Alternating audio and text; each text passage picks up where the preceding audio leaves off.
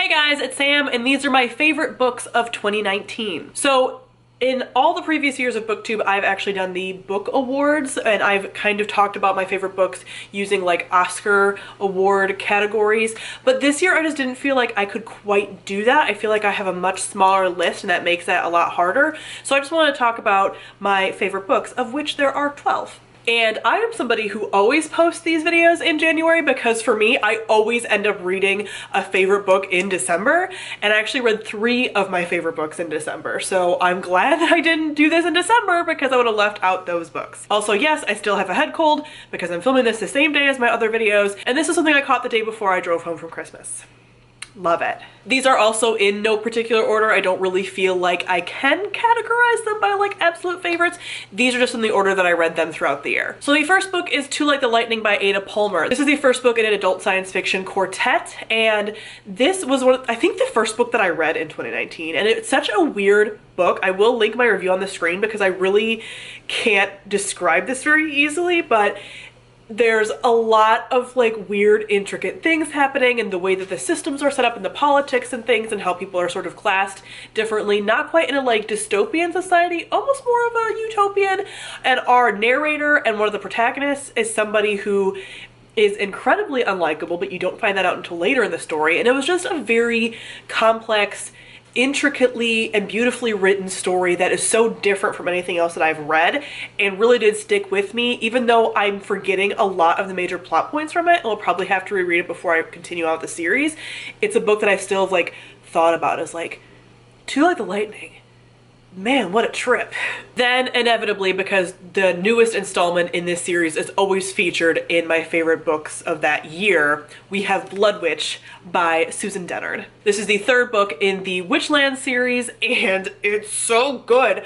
I love this series so much. It's one of my favorite fantasy series right now. It's a YA fantasy series, but it's definitely upper YA. I believe all the characters are 18, 19 and above, and I adore this. I really can't talk much about it because obviously it's the third book in the series, but I enjoy the character arc so immensely. What I love about this series is that all the characters have really well-developed arcs within each story, but then throughout the overarching story, like these characters go through so much, learn so much. The character relationships are so good, both romantic and familial and platonic, and I just love it. I love the world, I love the magic, I love the magical creatures that we have.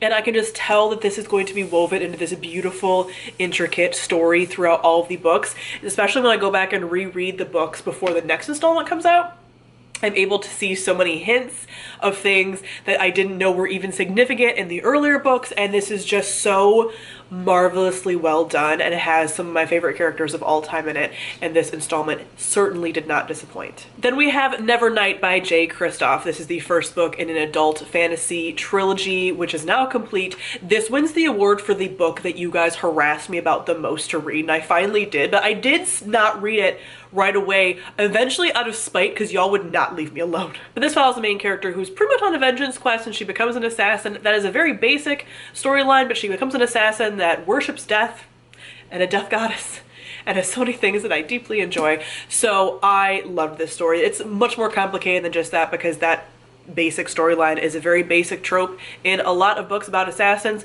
but I really enjoy this world. It's brutal, it's definitely grimdark, it's not going to be for everybody, but I really like the characters. I love our main character of Mia. I'm really interested to see where this series goes and the magic and everything.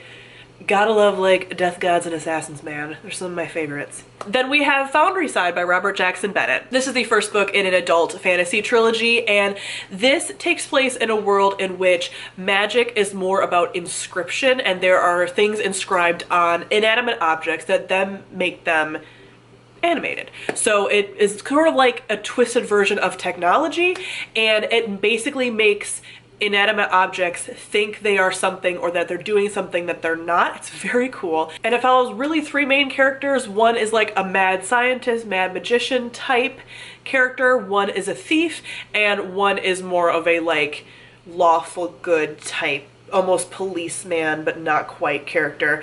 And it takes place within this world in which the guilds and the merchant guilds control the magic that I talked about. So what I loved about this series and this story is I could very beautifully imagined the world. I really liked some of the like magical companions that are going on, which Nevernight also had, by the way. And the tropes of the kinds of characters I just described, as far as like mad magician, thief, whatever, those tropes kind of got spun on their head and it made those characters so much more their own and believable and real feeling, and I just deeply connected to the story and really loved it. Then we have Cersei by Madeline Miller. This is an adult retelling of the myths surrounding Cersei, who is a character within Greek mythology, more specifically in the Odyssey and the Iliad, I believe more the Odyssey. But anyway, you see her interact with a lot of other Greek myths that you would be familiar with if you're at all familiar with any classics. I listened to this on audio and I was so attached to this story. It's beautiful, and Cersei as a character and the things that she goes through and how she learns, because she's sort of one of these characters that is a mix of human and god, and so she doesn't quite fit in either part.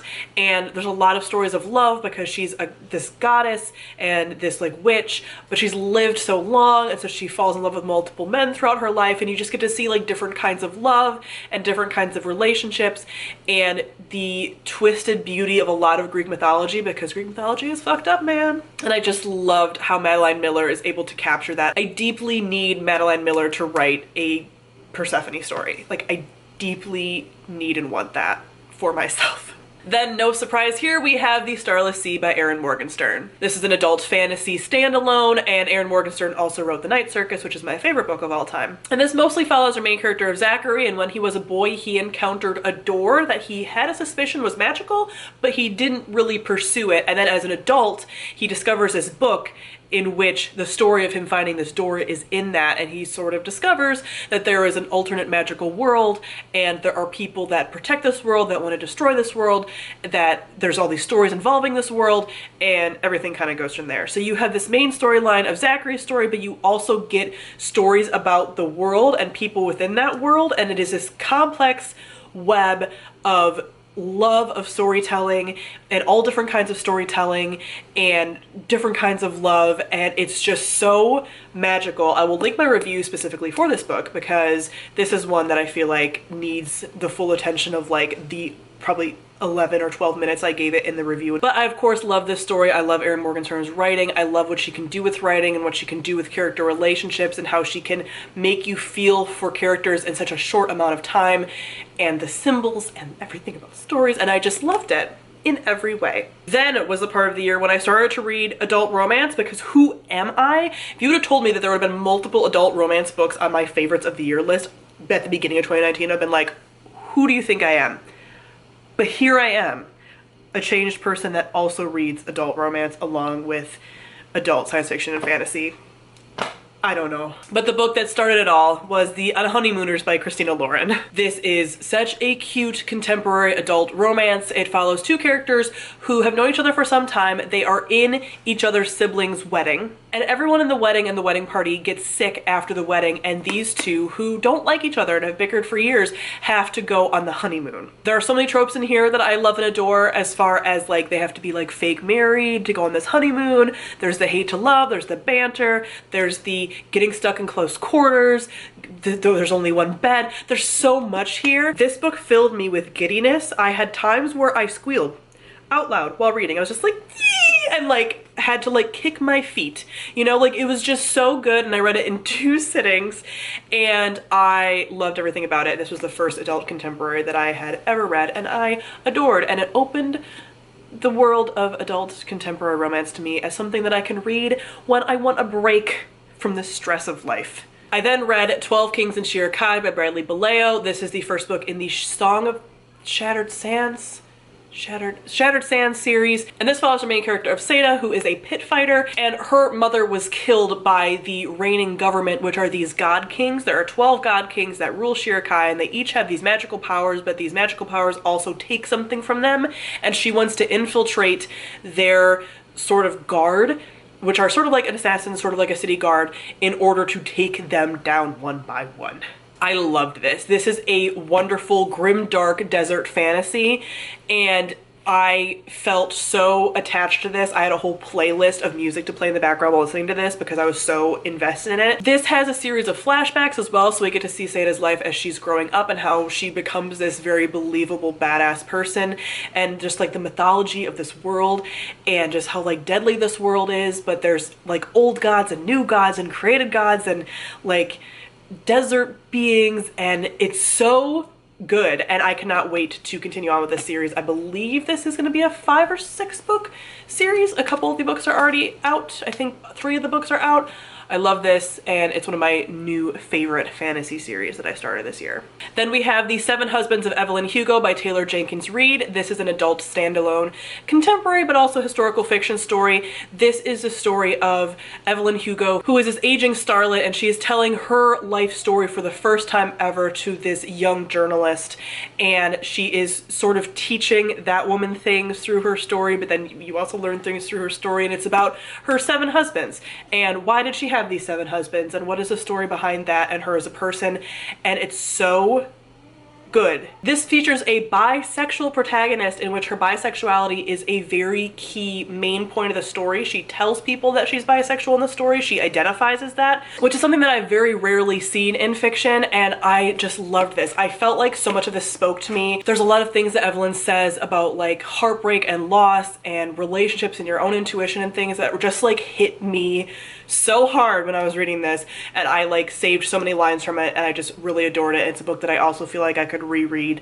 over and over again, and I'm so glad that I finally read this because so many people said it was so good, and it was, and it just hit me in the feels over and over. Then these last 3 books are all books that I read in December. We have Empire of Sand by Tasha Suri. This is the first book in an adult companion series of fantasies. This book follows the main character of Meher, and she is a biracial woman who is living in one of the main cities. Her dad is the governor of that city, and she is very much tied to the magic of this world as well because that's part of where her mother's culture came into the story. And one day she goes out into the dream fire, which is this like magical storm, and gets pulled along in it, and some people discover her and everything kind of goes from there. I loved this. This had so many of my favorite tropes and things, own world mythology, really interesting mythology and folklore and rituals and religion and the way that the government was set up and just the characters and the way they interact with one another. And there is a wonderful slow burn enemies to lovers type romance,